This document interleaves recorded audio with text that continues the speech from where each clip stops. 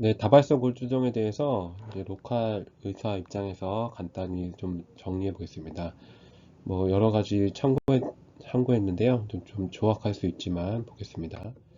자, 요건 이제 가이드라인에서 본 건데, 다발성 골수정의 원인은 사실 잘 모르고요. 이제 우리 한국에서 한 해에 1000명 정도 발생하는 것으로 알려져 있거든요. 요즘 한 2000명 생긴다고 하는데, 아무튼 혈액암 중에서는 두 번째로 많거든요. 그리고 너너즈키 림포마, 그 다음에 말티플 마이로가 많은 거고요. 요즘에 남성과 여성을 보면 뭐 비슷비슷한데 남성이 조금 더 많다 정도 알고 있으면 될 것 같고, 근데 이게 고령이 들수록 나이가 들수록 많이 발생이 증가하는데, 그래서 그런지 요즘에 최근 고령화 많이 진행되면서 엄청 많이 들었어요. 그래서 최근 30년간 뭐 인시던스가 30배 이상 올라갔다 해서 매우 많이 올라가고 있다. 그리고 진단 기술도 많아지고 평균 연령이 올라가기 때문에 멀티ple 마일로의 인시던트가 올라간 것으로 해석되고 있습니다. 뭐 원인들은 레디에이션, 그다음 뭐 석유 제품 살충제, 유독성 중금속 이런 것들의 요인이라고 이제 의식은 받지만 아직 입증은 되지 못했고 기전은 잘 모르고 있는 상태입니다.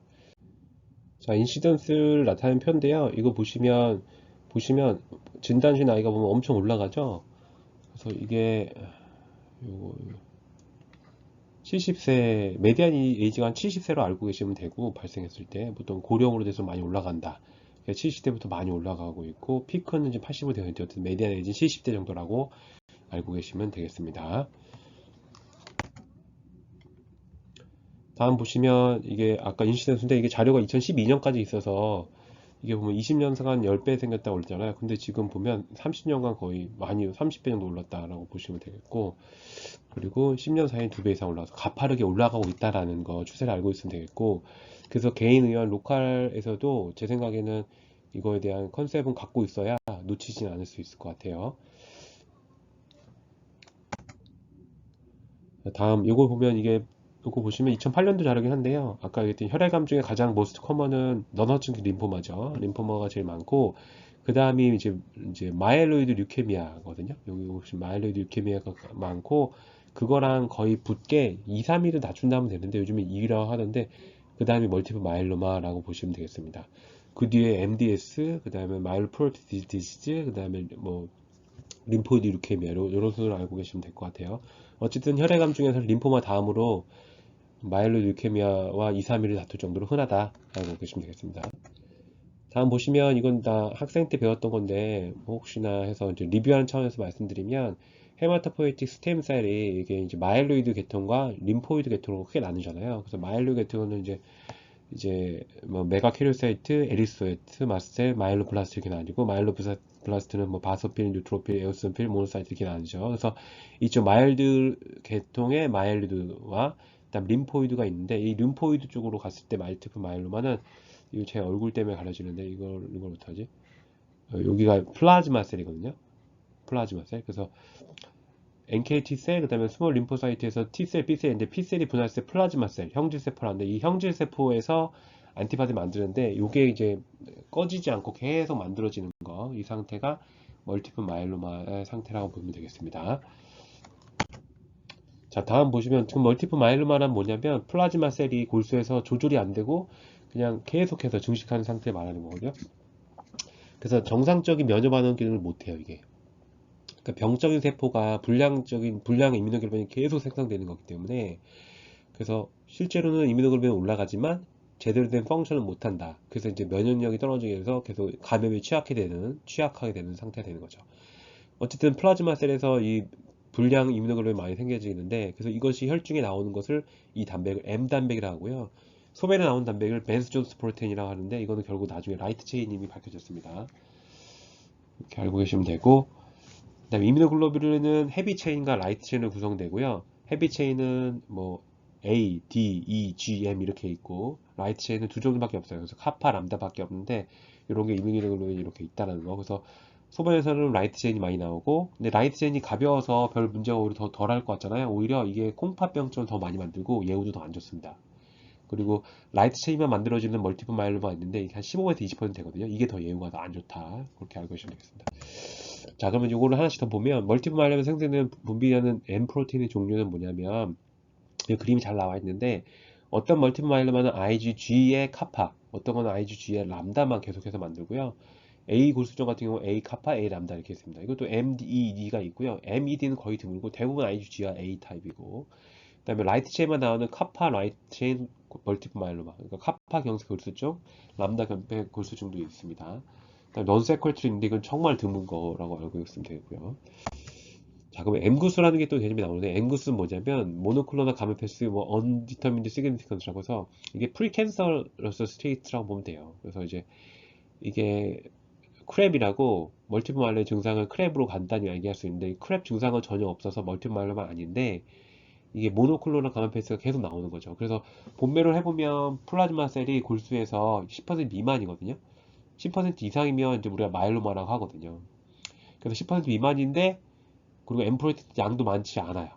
그런데 어쨌든 플라즈셀이 많이 나와 있고 프로테인이 모노클로널 감마 패시가 나오는 경우를 M구수라 하고, 이런 경우는 1년에 1% 정도씩 멀티플 마일로마 전환된다라고 알고 있으면 되고, 그리고 요즘에는 M구수 상태에서도 유전자기 검사를 해서 유전자 변이가 있으면 결국에는 멀티플 마일로마 빨리 가기 때문에 조기에 실화화하는 경향이고 같이 있습니다. 그리고 스몰더링 멀티 마일로마라고, 이거는 무증상 마일로마인데 이건 본매로에서 플라즈마셀 10% 이상이 나오거든요. 근데 심텀이 없어요. 그래서 노크랩에다가 노크랩의 상태 말한 거고, 이거는 애니얼 10%로 멀티플 마일로마 진행을 한다. 그래서 스몰더링 멀티플 마일로마 같은 경우도 아까 말씀드렸듯이 유전자를 검사해서 문제가 있고 리스펙터가 있다면 좀 조기에 치료하자, 이런 식이 되겠습니다. M구수는 상당히 되게 흔하게 되겠습니다. 그래서 M구수, 스몰더링 마일로마, 그다음에 멀티플 마일로마라고 하면 되겠고, 본메로에서 플라즈마셀 10% 넘어가면 마일로마를 할 수 있는데, 증상이 없으면 스몰더링 마일로마, 크랩의 증상을 동반하고선 플라즈마 셀이 본면에 10% 이상이면 멀티플 마일로마가 되겠습니다. 그 외에 자잘한 것들은 3g도 안 나오고 10% 미만인 경우에는, 근데 이제 모노클론 감마 패시로 나오는 경우를 M구수라고 한다. 자, 그래서 이거는 가이드라인에 나온 것, 한국 가이드라인인데, 이건 보면 증상인데 이걸 좀 우리가 잘 알아야 될 것 같아서 1차 의원의 입장에서는 이게 되게 중요할 수 있거든요. 그래서 이거를 말씀드리면, 뼈 증상이 흔해요. 크랩 중에서 가장 흔한 증상은 키시, R, A, B 다 아실 텐데, B 밑쪽으로 갈수록 많아요. 하이퍼칼세미아하고 레날 페일리어 어네미아보다 이게 프레벌런스가 더 B로 갈수록 많습니다. 그래서 C, R, A, B로 외우지만 실제는 본 문제가 더 흔하다라는 거고, 본의 라이틱한 리전을 우리가 발견하는 것보다도 환자가 서브젝트하고 주관적인 증상이 더 우리가 잘 알아야 되니까, 대개는 척추하고 늘골이 아파요. 그러니까 갈비뼈가 아픈데 어디 뭐 잘 모르겠는데 갈비뼈가 아프다 라고 하면은 혹시 멀티플 마이로마인가 고령에서 그거 한번 의심해 보시는 게 좋고, 그러니까 트라우마 히스토리 없이 계속해서 여기 좀 아프다고 한다면, 그다음 척추 골절이 압박 골절 생긴다, 그리고 정형외과 가도 안 돼요. 제 케이스도 그런 경우였거든요. 여기저기 정형외과 가도 뭐 잘 모르겠다고 안 나요, 계속 허리는 아픈데 했더니 그분이 결국 멀티플 마일로마 진단됐던 케이스가 있는데, 그래서 척추 통증, 늑골, 립페인, 그 다음에 고관절 힙페인이 흔하다라는 거고, 이거는 통증이 역시 이제 증상이 멀티플 마일로마 진행될수록 더 나빠지고 결국엔 골절되거나 신경을 압박할 수 있습니다. 그리고 운동을 하면 더 아파지기 때문에 이건 당연히 머스클 페인의 특징인 거고요. 그래서 정형외과로 많이 가게 되죠.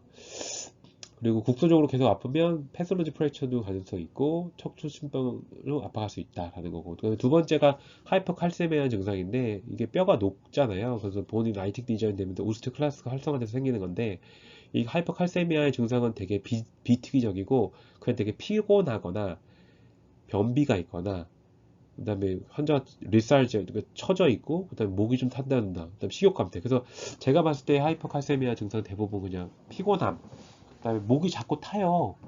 담도 아닌데 왜 자꾸 목이 타지? 그래서 갈증, 그다음에 늘 그냥 지쳐 있고, 그러다가 진짜 심하면 의식 장애가 올 수도 있습니다. 그래서 하이퍼칼세미아 증상은 갈증, 구역질, 변비, 정서 혼란 등 다양한 증상이 있는데, 요거에 대한 하이퍼칼세미아 증상을 우리가 늘 알고 있으면 좋겠고, 그래서 이 하이퍼칼세미아 증상은 멀티플 마일로마뿐 아니라 파라네오플라스 신드롬에서 생길 수 있잖아요. 그래서 우리가 고령을 환자 많이 보다 보니까 하이퍼칼세미아 증상이 갈증, 구역, 변비가 있다는 거 한번 아셔주시고, 우리 환자 보시다가 랩에다 팔로우할 때 칼슘 레벨도 한번 확인해 보면 좀 좋겠다 생각이 듭니다.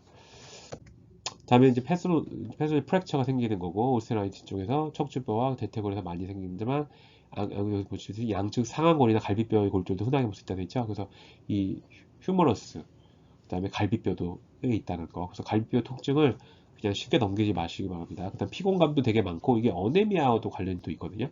CRMA 중에서 A가 어네미아인데 이게 이제 본메로 내에서 본메로의 공간 스페이스는 한정적인데 플라즈마 셀이 계속 증식을 하니까 어떻게 돼요?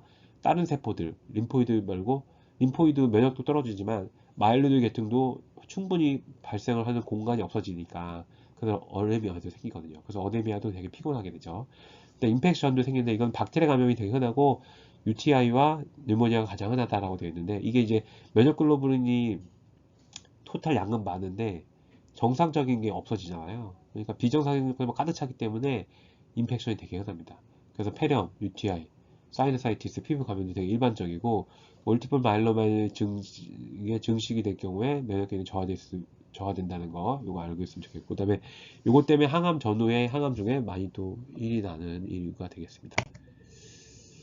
자, 신기능 장애는 4분의 1 환자에서 꽤 많이 나죠. 레날 페일리어가 생기는데 하이퍼칼슘이아라는 것은 흔한 원인도 생길 수가 있고 그다음에 그 외 아밀로이드증도 생길 수가 있고 요산혈증도 많고 반복된 감염, 검사하면 조영제, BPH 사용 및 골수정 신장 침착이 원인이 될 수 있다고 되어 있죠. 그래서 이게 여러 가지 원인으로 멀티플 알로마인 등 이런 거 생길 수 있고 그래서 이런 경우가 생기기 때문에 또 항암제도 또 제한이 되고 그래서 고령에서 또 많기 때문에 신기능 장애가 상당히 흔하다. 신경 증상 같은 경우는 아까 말씀드린 거 각하시면 좀 무기력증과 허겁과 운동이고 그다음에 이게 하이퍼 비스코시티가 있거든요. 그러니까 이게 파라프로테인이라고도 하는데 몸속에 프로테인이 많아지니까 이것 때문에 이게 되게 비스코스가 넘어져서 되게 뻑뻑해요. 몸이 두통도 있고 피로하고 망막장애도 좀 생긴다 하고 시력장애 생기는 게 이게 하이퍼 비스코 신드롬이라고 하고 그래서 예전에 멀티플 마일로마 진단됐을 때 얘는 치료법 없을 때는 그냥 사혈을 했습니다. 사혈. 피를 빼서 비스코스를 떨어뜨리는 게 치료법 중에 하나였어요. 그 다음에 뼈 손상 파괴, 척수신경 압박, 그다음 방사통 이런 것도 생길 수가 있고 아밀로이드 말초 침작 이제 여기서 말하는 아밀로이드는 AL 아밀로이드라고 하는데 이게 뭐 아밀로이드 중에서 라이트 체인 아밀로이드를 AL 아밀로이드라고 하거든요. 요게 생기면 카파토론 신드롬 생기고 여러 가지 신경병도 생긴다. 그다음에 이제 본메로 펑션이 떨어져서 생기는 빈혈, 아까 얘기했던 그다음에 인펙션, 그다음에 혈소 판도 감소되게 되니까 이런 것도 좀 문제가 생길 수 있다. 자, 그러면 이제 아까 말씀드렸던 크랩을 얘기하면 이게 올드 크랩이라고 외우면 좋은데 올드 크랩은 뭐냐면 고령에서 많이 생긴다고 해서 올드 크랩이라고 얘기도 합니다. 그래서 CRAB고 아까 말씀드린 하이퍼칼세면 30%, 레나펠리 50%, 언데면 70%. 본의 문제가 7, 80%잖아요. 그래서 CRAB로 외우지만 프레벌런스는 뒤쪽이 더 많아요. 그래서 칼슘을 먼저 생길 게 아니라 뼈 통증을 먼저 늘 생각하셔야 되겠다라고 말씀드립니다. 그리고 이제 칼슘은 넘어가고 레날 페일리어 같은 경우에는 라이트 체인이 신장에 더 안 좋다고 말씀드렸죠. 이게 우리 단백뇨에서 마이크로 알부민 유래아가 그래서 HCL이 올라가면 왜 당뇨에서 네프로페스 나빠지는 거랑 똑같은 것 같아요. 그래서 얇은 라이트 체인이 키드니를 계속 막기 때문에 왜냐면 헤비 체인은 아예 빠지지가 않아서 망가뜨리지 않는데 라이트 체인은 그 글로메룰을 통과하면서 이걸 자꾸 막는 거죠. 그래서 이제 마일로마 캐스 네프로페시라는 것도 생기게 되고 네프로 신드롬도 생기게 된다. 알고 있으면 됩니다. 그리고 어네미아 말씀드렸고 본페인 말씀드렸습니다. 그래서 크랩 외의 증상들은 인펙션 증가한 거 아까 말씀 다 드렸고요. 그다음 신경의 증상도 말씀드렸고 그리고 하이퍼 비스코스 신드롬도 말씀드렸습니다. 그래서 끈적한 M 단백질이 너무 많게 되면 이 비스코스가 넘게 되면 막 피도 나고요. 오히려 눈 맘마 출혈 같은 게 나요. 이게 너무 끈적끈적거리면. 그리고 응급으로 이런 경우는 플라즈마 페리시스 하기도 하고 그리고 이거는 사실 멀티플 마일로보다는 와일덴스트롬 마크로 글로빈에서 더 흔하거든요. 그래서 와일덴스트롬 마크로 글로빈에도 나중에 잠깐 말씀드리겠습니다. 그래서 크랩의 증상들을 잘 알고서 우리가 진단을 잘 의심하자. 그럼 진단은 어떻게 하냐면 이거는 혈청하고 소변 검사를 하거든요. 그래서 M 단백의 존재, 그 다음에 벤스조스 프로테인이 있는지도 보게 되고, 그 다음에 본면에서 형질세포 증가했는지를 보게 되고, 그 다음에 요즘에 CT라든지 펫을 많이 찍는데, 본에 라이틱 리전이 있는지도 종합적으로 보게 됩니다. 그래서 기본적으로 케미칼, CBC 다 보게 되고요. 혈청의 베타2 마이크로글로빈은 뭐냐면, 이게 면역세포에 만들어진 건데, 면역이 여기 이게 캐치하고 할 때 쓰는 게 베타2 마이크로글로빈이거든요. 어쨌든, 버든을 알려준다고 보면 됩니다. 그래서 멀티플 마일로마의 버든이 높을 때 베타2 마이크론이 높거든요. 그 다음에 시럼과 유린의 PEP, 프로테인 레트로포시스, 그 다음에 IEP가 있는데 요거는 이제 PEP, IEP 나중에 또 차차 말씀드리겠습니다. 어쨌든 이 두 가지 검사를 하게 되고 풀 라이트 체인도 같이 하면 되겠다. 골수 검사 당연히 해야 되는 거고요. 그리고 골수에서는 10에서 30%의 형질섬유 합이 있는 것을 멀티플 마일로마 진단한다. 그다음 뼈에서 이전 보는 거, 그다음에 직접 뼈에서 하는 것도 있는데, 이거 4번 같은 경우는 단일성 조향이 있는 경우도 있거든요. 그거는 이게 프로테인이 많이 나오지 않는데 그 플라즈마 사이토마처럼 딱 있는 경우가 있어요. 이런 경우 레디에이션 치료로 다 치료할 수 있는데 이거 나중에 또 말씀드리겠습니다. 그리고 자 정리하면 씨름 PEP 이게 되게 중요한 검사거든요. 그래서 M 프로테인인지 있으면 얼마나 양이 있는지 보는 검사거든요. 그리고 이제 면역 고정서에서 이뮤노 픽세이즈 방법인데 이거는 예민하게 정량이 아니라 정성 검사예요. 그래서 이제 M 단백이 있나 없나 알 수 있고 있다면 어떤 종류인지 뭐 IG 카파인지 IG 람다인지 또는 IgA 카파인지 람다인지 할 수 있는 거죠. 그래서 얘를 어떤 건지 성격을 알 수 있고 그다음에 되게 예민하게 정성적 검사할 수 있는 게 이뮤노 픽세이션 검사고 그다음에 시럼 프리 라이트 체인 에세이는 뭐냐면 이건 카파나 람다의 자유 경세가 얼마인지 보는 거거든요. 그래서 이 카파 람다 레이시를 보게 되는데 아까 말씀드렸듯이 카파나 람다 플라즈마 멀티 말면 하나만 내잖아요. 근데 하나만 내는데 이 프리 헤비 체인 없이 라이트 체인만 내는 경우가 20%가 있거든요. 근데 이 낼 때 카파면 카파, 람다면 람다로 하나로 몰려서 내기 때문에 이 레이셔가 확 틀어지게 돼요. 그래서 카파 람다 레이셔 했을 때 100이 넘거나 아니면 0.01이 미만이면은 한쪽 쏠렸구나라고 알 수 있어서 이건 의미가 있겠다라고 알 수 있겠습니다. 그다음 이산화탄 유린 PEP도 있는데 이것도 유린에서 나오는 단백을 보는 건데 이거는 결국 이제 라이트 체인을 보는 거고 이거는 헤비 체인 라이트 체인 중에서 어쨌든 멀티플 마일로마스 라이트 체인만 내는 게 아니라 헤비 체인 나더라도 헤비 체인 라이트 체인 다 같이 내더라도 라이트 체인도 늘어날 거 아니에요. 그 늘어나는 M 프로테인, 벤스존스 프로테인을 보는 거죠. 그래서 이것도 정량을 보는 거고 이것들은 이제 경세이기 때문에 이게 실은 프리라이트 체인 레이셔로 좀 대체가 가능해요.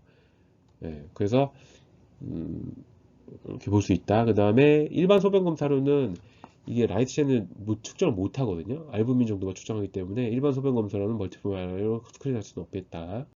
그다음에 면역 글로불린 패널 같은 게 검사하면 저감마 글로불린을 알 수가 있겠고, 그다음에 LDH랑 베타2 마이크로글로불린이 예후에서 되게 중요하거든요. 그래서 이것도 같이 병기 스테이징에 필요한 검사가 되겠다.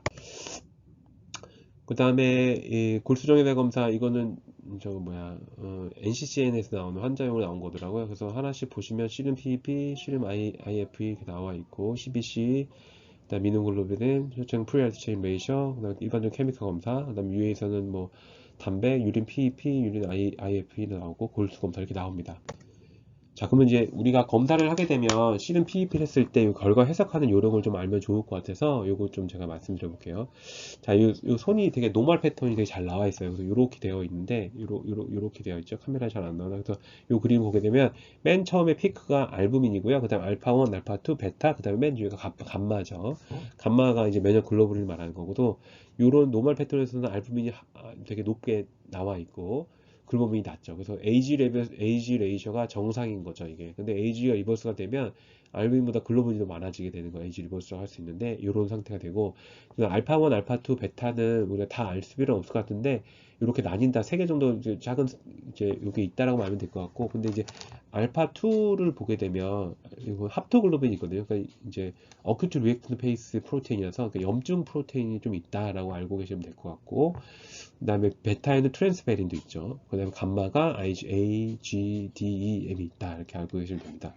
그리고 여기서 이 감마 패턴이 이렇게 넓게 보이는 거는 정규 분포 때문에 생기는 거거든요. 그래서 여기 밑에 그림이 잘 나와 있는데 이거는 IgM의 그림과 IgA 그림과 IgG가 그림이 합쳐서 이렇게 나오는 거예요. 근데 여기서 IgM만 나온다 그러면 하나만 더 피크 올라가겠죠. 그래서 요걸 하나씩 다시 좀 보면 예를 들어서 이제 알부민이 올라가는 경우 DNA도 올라갈 수 있겠죠. 그다음에 인플라메이터 스테이트나 프레그넌스도 염증 상태가 이렇게 되면 알파1이 올라가는 것도 알 수 있고, 그다음에 네프로 신드롬일 때도 알파2가 올라가게 되고요. 그다음에 감마는 올라가는 경우가 폴리클론하는 경우는 리버 페일러나 크로닉 인플라메이션 때, RA 같은 경우 커넥티비티 있을 때 폴리클론하게 감마 글로빈이 다 쭉 올라가거든요. 자가 명실할 때. 근데 모노클론할 때 올라가는 건 뭐겠어요? 하나만 올라가는 거니까 멀티플 마일로마, 앵구스 또는 왈덴스트럼 마크로그램이나 아미노이시스가 되겠죠. 그래서 모노클로만 감마 패시가 있을 때는 이렇게 알 수 있다라고 알면 되겠고, 그 다음에 떨어지는 경우도 보면은 알파1 트리신 디피전 때 떨어지겠고요. 그리고 막 잘 못 먹고 이럴 때는 알부민이 떨어지는 거고, 이런 상태가 참고하시면 될 것 같습니다. 그래서 이걸 보면 자, 이 패턴별로 잘 정리된 게 있어서 보시면 아까 노멀 패턴 했던 거와 다르게 염증 상태, 이뮨 액티베이션 패턴이 되게 되면 어떻게 돼요? 알부민이 좀 떨어지고 어떻게 돼요? 알파1, 알파2에서 알파2가 좀 올라가는 게 보이죠? 알파2가 올라가고 감마도 올라가면 이게 딜레이드 페이스, 그러니까 이민호글로불까지 만나들어질 때까지 영향이 있는 거니까 아 이건 딜레이 리스폰스 패턴으로 염증 상태가 있구나라고 이민 상태가 알고 있고요. 어큐트 상태에서는 알파2가 많이 올라가는 게 보이게 되겠습니다. 그 다음에 프로틴 유징 엔테로페시 같은 경우에 알부민도 떨어지고 감마글로빈도 떨어지고 이렇게 뭐 알파2가 좀 올라간다 이렇게 돼 있고요. 이거 우리가 이거 가지고 뭐 진단하는 거 아니니까 이렇게 패턴이 이렇다고 알고 계시면 될 것 같고, 우리가 알아야 될 거는 여기 모노클로널 감마 패시를 보게 되면 되는데, 모노클로널 감마 패시 같은 경우에는 알부민 떨어지고 글로빈이 확 올라가는데 딱 피크가 져서 하나씩 올라가잖아요. 요 피크 져서 하나씩 올라가는 거 말씀드리면 요 그림으로 잘 되어 있는데, 이게 이뮤노글로빈이 폴리클로널 감마 패시는 여러 개의 섞여서 이렇게 전기분포처럼 보이는데 하나만 올라간다 그러면 이렇게 뾰족하게 올라가는 상태가 됩니다. 그래서 이제 모노클론 감마 패시는 이렇게 보인다라는 거. 그래서 우리가 멀티플 마일로마 의심됐을 때 요걸 검사했을 때 요 씨름 PEP 결과 해석하는데 요걸 알고 계시면 좀 참조가 될 것 같아서 이해하는데 혹시 도움이 돼서 요걸 설명드렸습니다. 이뮤노 픽세이션 같은 경우에는 어떤 건지 IgA 카파인지 IgA 카파인지 A 카파인지 이렇게 보는 거거든요. 그래서 이거는 정량 검사가 아니라 정성 검사라는 거고, 요게 이렇게 섞여 있는 거에서 나와 있는 거고 어느 게 어느 건지 모르기 때문에 이걸 나눠서 본다. 그래서 이건 면역으로 일렉트포레시스 하는 거였습니다. 자, 그러면 골수 검사에서 이제 보게 되면 우리 페리페라에서는 루르 포메이션 하는 게 뭐냐면 피가 비스코시티가 올라가지고 끈적끈적 붙는 거거든요. 그래서 하이퍼 비스코시티 스테이트 상태에서는 루르 포메이션 생겨요. 그래서 루르 포메이션 자체를 멀티플 마일로 패서고널 파인딩은 아니기 때문에 루르 포메이션 있다고 해서 무조건 멀티플 마일로 의심하는 건 아니고, 아 하이퍼 비스코시 상태구나 라고 알고 계시면 되겠습니다. 당연히 멀티플 마일로 배제해야겠죠. 루르 포메이션 보인다고 하면. 그렇지만 이거 루르 포메이션인데 왜 멀티플 마일로 아니야 라고 생각하실 필요는 없다. 본면에서는 이거 얼핏 봐도 이게 다 플라즈마 셀인데 50% 이상의 플라즈마 형체 세포가 골수에서 보이게 되는 형태가 있습니다. 자, 영상의학은 오스테리티컬 밑전들이 쭉쭉쭉 보이게 되고요. 근데 이게 사실 쉽지가 않아가지고 요즘에 저희 CT 찍거나 펫을 많이 합니다. 펫을. 한국에서는. 자, 그다음 플라즈마 사이토마 같은 경우에는 보면 드물게 형제 세포가 고형 조형처럼 한 개의 덩어리를 형성하는 경우가 있거든요. 이게 골수에 하나 있으면 솔리티 플라즘 사이토마 본이라고 하고, 골수에 의하면 익스트라 메듈라리 플라즘 사이토마라고 하거든요. 어쨌든 레디에이션으로 이건 치료가 끝납니다. 아주 되게 럭키한 케이스가 할 수 있겠죠. 다음 AL 아밀로이드증은 뭐냐면 이게 아밀로이드증 중에서 라이트 체인, 그러니까 라이트 체인에 의해서 생기는 아밀로이드증 영원히 여러 가지 있잖아요. 그 중에서 AL 아밀로이드증이 대표적인데, 이 L 아밀로이드증도 멀티플 마일에서 같이 공부하게 이제 넣었는데, 아밀로이드스 중에서도 라이트 체인에 의한 것들, 그러니까 멀티플 마일로마 할 때는 당연히 AL 아밀로시스가 생길 수 있겠죠. 그래서 네프로틱 신드롬이 생길 수 있고 아밀로이드 키드니 생길 수 있다. 그다음에 하트 페일러가 생기게 되고 하트에도 뭐 이상이 되고, 그다음에 재환전에서 내시경 하다가 이렇게 반짝반짝한 게 보여서 조직 검사했더니 아밀로이드시에서 나와가지고 그분도 아밀로이드 진단됐던 케이스가 있었습니다. 그다음에 복부 지방 조직 검사로 지방세포를 콩고레드를 하면 되고 하면 초록색을 보인다. 이 아밀로이시스는 치료 없으면 되게 생존율이 나빠요. 그렇지만 자가 조혈물 세포 이식하면 유명한 생존율이 있다. 자, 그러면은 이제 마이로마 워킹그룹에서 진단 기준 한 거 보면은 아까 말씀드린 건 CRM이 크랩이 증상이 있으면서 본메로에서 플라즈마 셀이 3% 이상의 경우를 멀티플 마이로마 진단하게 되고요. 엠그스 같은 경우에는 엠그스 하지 말고 증상이 없으면 그냥 스몰드 마이로마라고 할 수 있어요. 그리고 스몰드 마이로마도 안 되는 경우 10% 안 되는데 뭐 모노클론 감염 패스 보여.